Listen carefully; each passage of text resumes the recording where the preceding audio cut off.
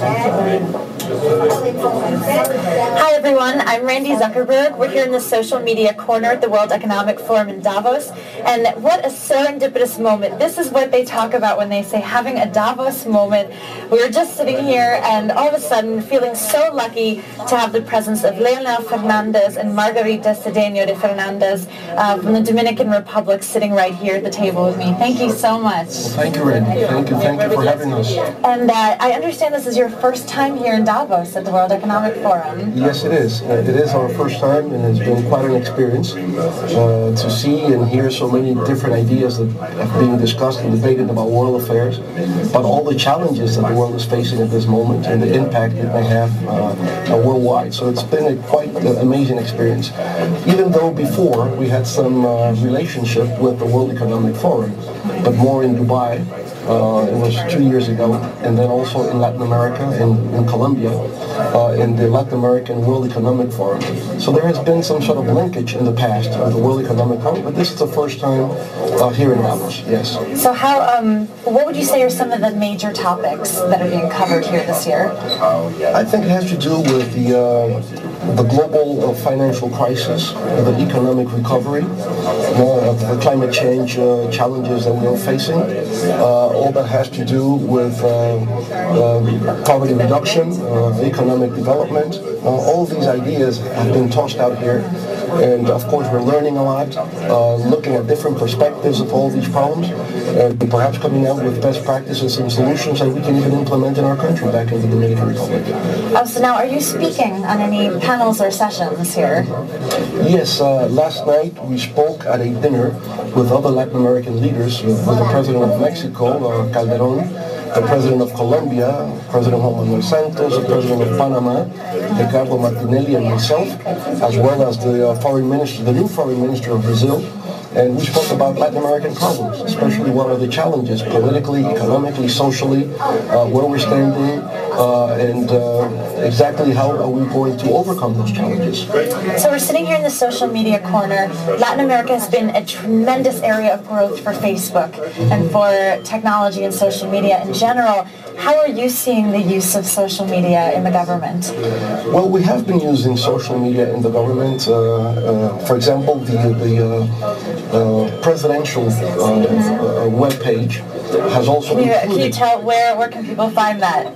People can find that in www.gov.do.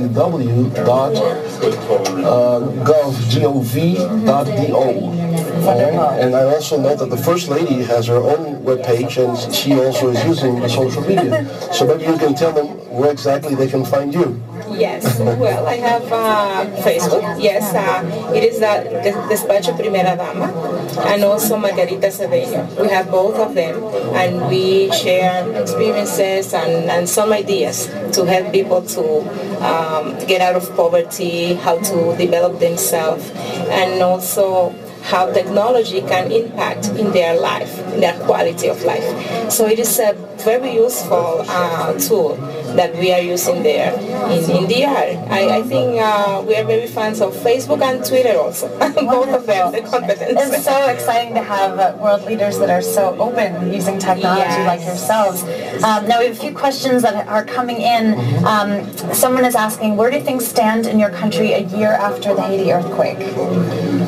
Well, we were hoping that a year after there will be a more speedy process recovery in Haiti. It has not happened for many reasons. One has to do that the international community has not been able to deliver on its promise of helping out Haiti with financial resources and otherwise. The other has been that Haiti has been going through internal difficulties, especially with the electoral process that was questioned and looked within a political landscape very uncertain. Now it's overcoming that. So they have had their own internal problems. An internal commission for the recovery of Haiti was created but started operating very lately. And so they didn't come up with the programs and initiatives that needed to be put in place right away in order to have the recovery process in place. I think they need to focus on two main issues. One is the removal of the rubble that's still pending there. The other is building homes homes. There are around a million people that are homeless at this moment in Port-au-Prince, living in tents. So focusing on these two issues would be very important. Related to the Dominican Republic, of course there can always be migration pressures, people trying to come over to the Dominican Republic because they become hopeless in Haiti. Nevertheless, we have not seen a massive illegal immigration outflow into the Dominican Republic. But I think that with the second round of the elections that are going to take place in the month of March, we think that there can be a renewal of the commitment by the international community to help Haiti come out of its crisis. Yes, for sure, and it seems to be a large topic of conversation with many of the people that I have spoken about. I know you're very busy, so just a couple more questions. Absolutely, but also a question coming in, do you have any specific initiatives around technological innovation in the Dominican Republic? Yes, we do. Back from my first administration, 1996-2000, we built the Santo Domingo Cyber Park, which is a technological scientific park, but also a university for master's degrees and doctor's degrees in the different technologies.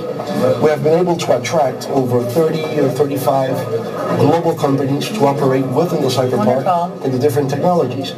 And we've graduated hundreds of students now in information and communications technologies, in biotech and mechatronics, and different uses of technologies. Also, the First Lady has an initiative of her own, which is creating technological community centers nationwide, and perhaps you'd like to speak a little bit about that yourself. Well, we are developing, as the President said, the technological community centers.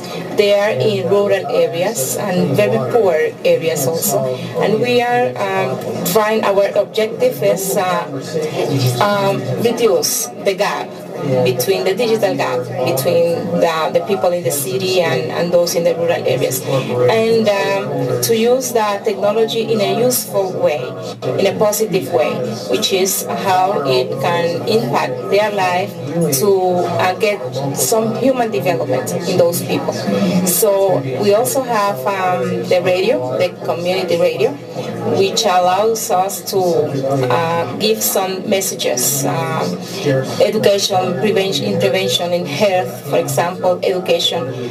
We are working also in literacy, helping people to get to know how to write and read, because we have those problems. And well, it's a whole package that it's helping people to get out of poverty through technology. And we also take care of the use of internet with children. I mean, we protect them how to use the internet, and we also teach the parents how they can protect their own children, how they use and manage the internet, and how they can take advantage of it to learn, to improve themselves as individuals and as part of a society. In essence, is a national strategy of how to make the digital gap a digital opportunity.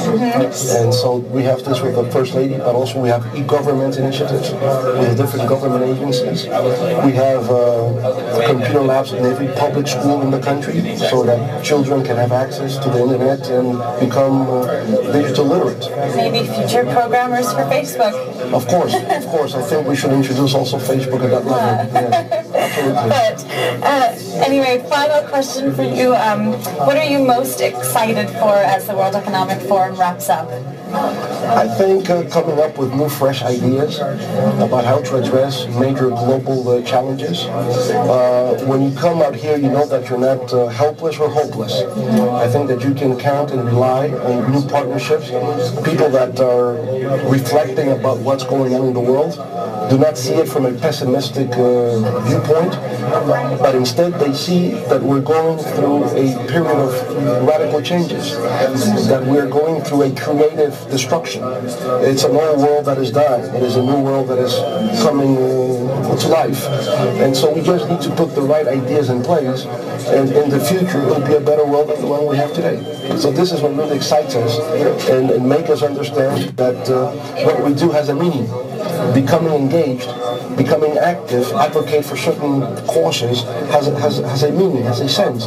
And coming out of Davos, I think we can reaffirm those values and those hopes. For sure. Well, I think that's a lovely message to end on. And I thank you so much for your time today. I know everyone on Facebook is just thrilled to hear from both of you, and I hope you have a wonderful time here. And like our congratulations to your brother that give us this tool, which allows us to communicate and get in touch and connected with everybody worldwide.